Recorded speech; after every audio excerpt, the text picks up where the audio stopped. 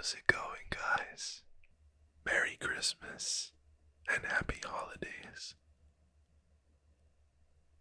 Tonight we're going to celebrate the holiday season by reading a Christmas sleep story. This story is called A Christmas Matinee, and it was written by Mrs. M.A.L. Lane. A Christmas Matinee.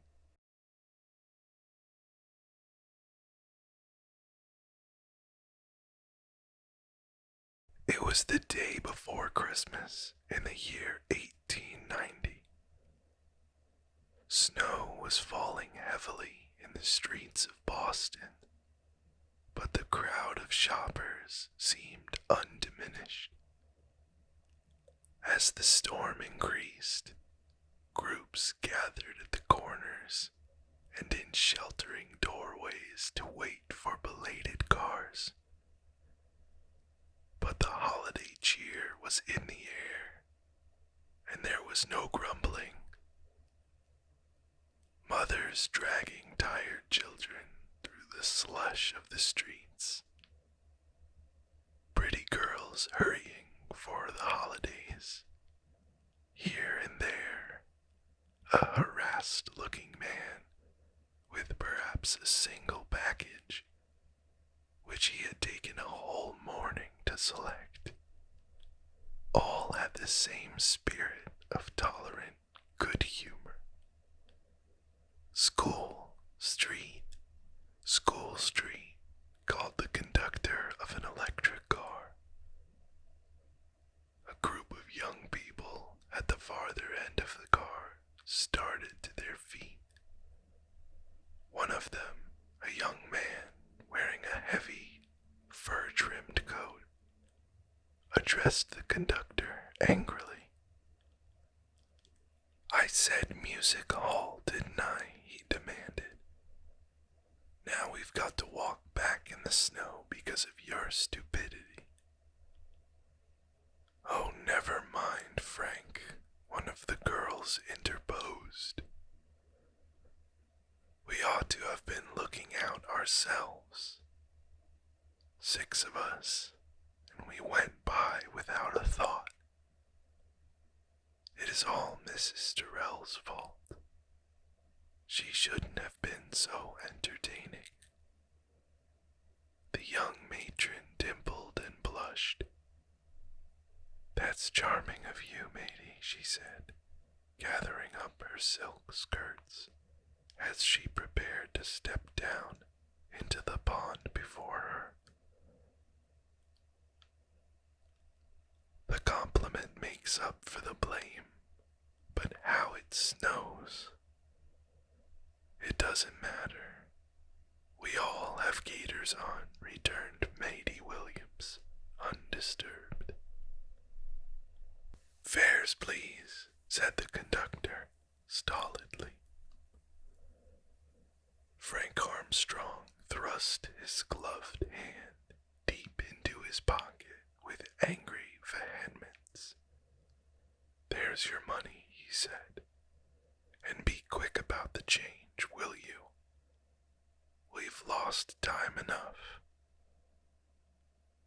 The man counted out the change with stiff red fingers, closed his lips firmly as if to keep back an obvious rejoinder, rang up the 6 fares with careful accuracy, and gave the signal to go ahead.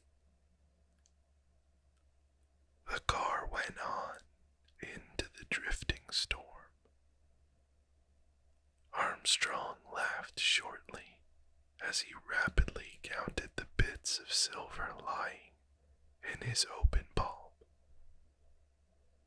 He turned instinctively, but 2 or 3 cars were already between him and the one he was looking for. "The fellow must be an imbecile," he said, rejoining the group on the crossing.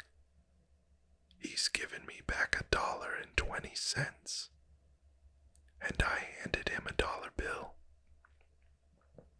"Oh, can't you stop him?" cried Matey Williams, with a backward step into the wet street. The Harvard junior, who was carrying her umbrella, protested. "What's the use, Miss Williams? He'll make it up before he gets to Scully Square. You may be sure. Those chaps don't lose anything. Why, the other day, I gave one a quarter, and he went off as cool as you please." "Where's my change?" said I. "You gave me a nickel," said he.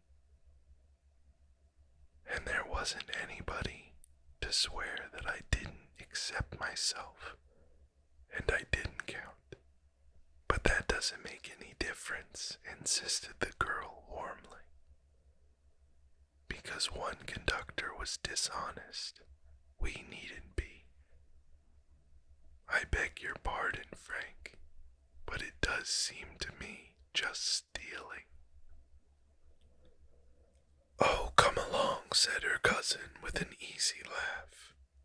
"I guess the West End Corporation won't go without their dinners tomorrow. Here, matey, here's the ill-gotten 50 cents. I think you ought to treat us all after the concert. Still, I won't urge you. I wash my hands of all responsibility, but I do wish you hadn't such an unpleasant conscience." Matey flushed under the sting of his cousinly rudeness, but she went on quietly with the rest. Matey flushed under the sting of his cousinly rudeness, but she went on quietly with the rest. It was evident that any attempt to overtake the car was out of the question. "Did you notice his number, Frank?" she asked suddenly. "No, I never thought of it," said Frank, stopping short. "However, I probably shouldn't make any complaint if I had. I shall forget all about it tomorrow. I find it's never safe to let the sun go down on my wrath. It's very likely not to be there the next day." "I wasn't thinking of making a complaint," said Matey. But the two young men were enjoying the small joke too much to notice what she said. The great doorway of Music Hall was just ahead. In a moment the party were within its friendly shelter, stamping off the snow. The girls were adjusting veils and hats with adroit feminine touches. The pretty chaperone was beaming approval upon them, and the young men were taking off their wet overcoats when Matey turned again in sudden desperation. "Mr. Harris," she said, rather faintly, for she did not like to make herself disagreeable. "Do you suppose that car comes right back to Scully Square?" "What car?" asked Walter Harris blankly. "Oh, the one we came in. Yes, I suppose it does. They're running all the time anyway.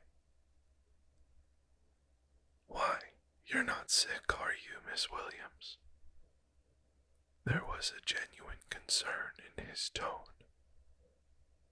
This girl, with her sweet, vibrant voice, her clear gray eyes, seemed very charming to him. She wasn't beautiful, perhaps, but she was the kind of girl he liked. was a steady earnestness in the gray eyes that made him think of his mother.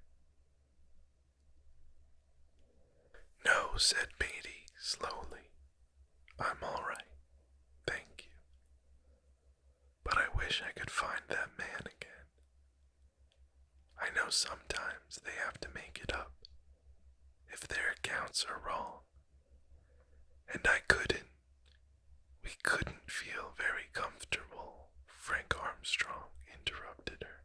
"Matey," he said, with the studied calmness with which one speaks to an unreasonable child, "you are perfectly absurd. Here it is within 5 minutes of the tune for the concert to begin. It is impossible to tell when that car is coming back. You are making us all very uncomfortable. Mrs. Tyrrell, won't you please tell her not to spoil our afternoon?" "I think he's right," said Mrs. Tyrrell.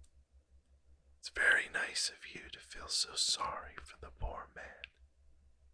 But he really was very careless. It was all his own fault. And just think how far he made us walk. My feet are damp. We ought to go in directly, or we shall all take cold. And I'm sure you wouldn't like that, my dear." She led the way as she spoke, the two girls and young Armstrong following. Matey hesitated. It was so easy to go in, to forget everything in the light and warmth and excitement. "No," said she very firmly, and as much to herself as to the young man who stood waiting for her.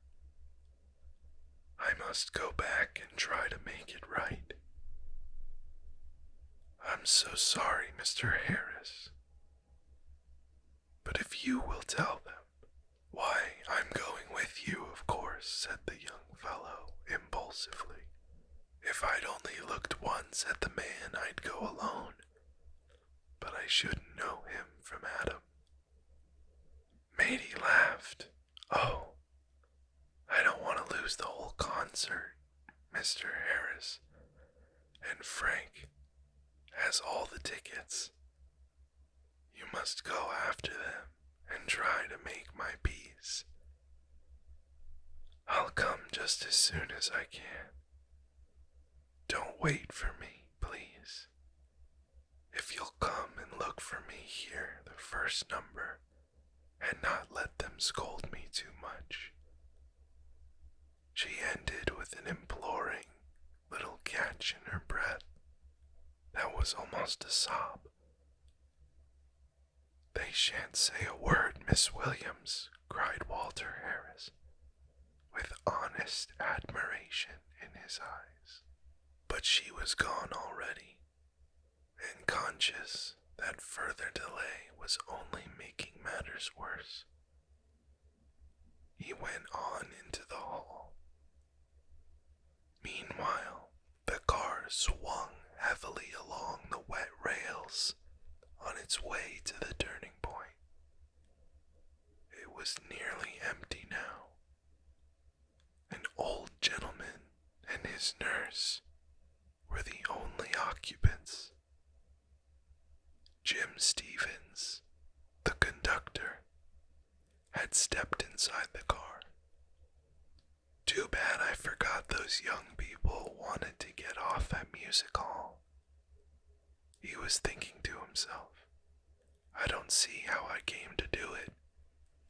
That chap looked as if he wanted to complain of me, and I don't know as I blame him. I'd have said I was sorry if he hadn't been so sharp with his tongue. I hope he won't complain just now.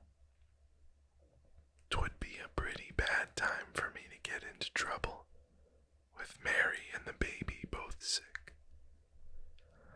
I'm too sleepy to be good for much, that's a fact. Sitting up 3 nights running takes hold of a fellow somehow when he's at work all day. The rent's paid, that's one thing, if it hasn't left me but $50 to my name. Hello! He was struck by a sudden distinct recollection of the coins he had returned. Why, I gave him 50 cents too much. He glanced up at the dial which indicated the fares and began to count the change in his pocket. He knew exactly how much money he had at the beginning of the trip. He counted carefully. Then he plunged his hand into the heavy canvas pocket of his coat. Perhaps he had $50 there. No, it was empty. He faced the fact reluctantly. 50 cents short, 10 fares. Gone into the pocket of the young gentleman with the fur collar. The conductor's hand shook as he put the money back in his pocket. It meant... What did it mean? He drew a long breath. Christmas Eve, a dark, dreary little room upstairs, in a noisy tenement house. A pale, thin woman on a shabby lounge, vainly trying to quiet a fretful child. The child is thin and pale too, with a hard, racking cough. There is a small fire in the stove. There is a small fire in the stove. A very small fire. Coal is so high. The medicine stands on the shelf. Medicine won't do much good, the doctor had said. He needs beef and cream. Jim's heart sank at the thought. He could almost hear the baby asking, "Isn't Papa coming soon? Isn't he, Mama?" Poor little kid, Jim said softly. And I shan't have a thing to take home to him, nor Mary's violets either. It'll be the first Christmas that ever happened. I suppose that chap would think it was ridiculous for me to be buying violets. He wouldn't understand what the flowers mean to Mary. Perhaps he didn't notice I gave him too much. That kind don't know how much they have. They just pull it out as if it were newspaper. The conductor went out into the snow to help the nurse, who was assisting the old gentleman to the ground. Then the car swung on again. Jim turned up the collar of his coat about his ears and stamped his feet. There was the florist's shop where he had meant to buy the violets, and the toy shop was just around the corner. A thought flashed across his tired brain. Plenty of men would do it. They do it every day. Nobody ever would be the poorer for it. This car will be crowded going home. I needn't ring in every fare. Nobody could tell. But Mary, she wouldn't touch those violets if she knew. And she'd know. I'd have to tell her. I couldn't keep it from her, she's that quick. He jumped off to adjust the trolley with a curious sense of unreality. It couldn't be that he was really going home this Christmas Eve with empty hands. Well, they must all suffer together for his carelessness. It was his own fault, but it was hard. And he was so tired, to his amazement, he found his eyes were blurred as he watched the people crowding into the car. What? Was he going to cry like a baby? He, a great burly man of 30 years. It's no use, he thought. I couldn't do it. The first time I gave Mary violets was the night she said she'd marry me. I told her then I'd do my best to make her proud of me. I guess she wouldn't be very proud of a man who could cheat. She'd rather starve than have a ribbon she couldn't pay for. He rang up a dozen fares with a steady hand. The temptation was over. 6 more strokes, then 9 without a falter. He even imagined the bell rang more distinctly than usual, even encouragingly. The car stopped. Jim flung the door open with a triumphant sweep of his arm. He felt ready to face the world. But the baby, his arm dropped. It was hard. He turned to help the young girl who was waiting at the step. Through the whirling snow, he saw her eager face, with a quick recognition lighting the steady eyes, and wondered dimly as he stood with his hand on the signal strap, where he could have seen her before. He knew immediately. There was a mistake, she said, with a shy tremor in her voice. You gave us too much change, and here it is. She held out to Jim the piece of silver which had given him such an unhappy quarter of an hour. He took it like one dazed. Would the young lady think he was crazy to care so much about so small a coin? He must say something. Thank you, miss, he stammered as well as he could. You see, I thought it was gone, and there's the baby, and it's Christmas Eve, and my wife's sick, and you can't understand. It certainly was not remarkable that she couldn't. But I do, she said simply. I was afraid of that, and I thought perhaps there was a baby, so I brought my Christmas present for her. And something else dropped into Jim's cold hand. What are you waiting for? Shouted the motorman from the front platform. The girl had disappeared in the snow. Jim rang the bell to go ahead and gazed again at the 2 shining $50 in his hand. I didn't have a chance to tell her, he explained to his wife late in the evening, as he sat in a tiny rocking chair, several sizes too small for him, that the baby wasn't a her at all, though if I thought he'd grow up into such a lovely one as she is, I don't know, but I almost wish he was. Poor Jim, said Mary, with a little laugh, as she put up her hand to stroke his rough cheek. I guess you're tired. And I should say, he added, stretching out his long legs toward the few red sparks in the bottom of the crate.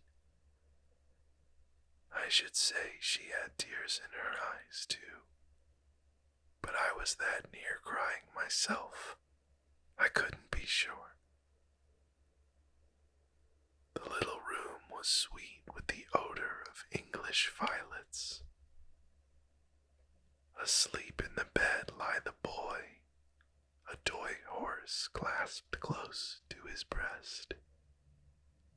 Bless her heart, said Mary softly. Well, Miss Williams, said Walter Harris, as he sprang to meet a snow-covered figure coming swiftly along the sidewalk. I can see that you found him. You've lost the first number, but they won't scold you. Not this time. The girl turned a radiant face upon him. Thank you, she said, shaking the snowy crystals from her skirt. I don't care now if they do.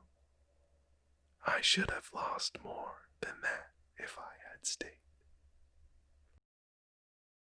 That's the end of A Christmas Matinee by Mrs. M.A.L. Lean. I hope you enjoyed the story tonight.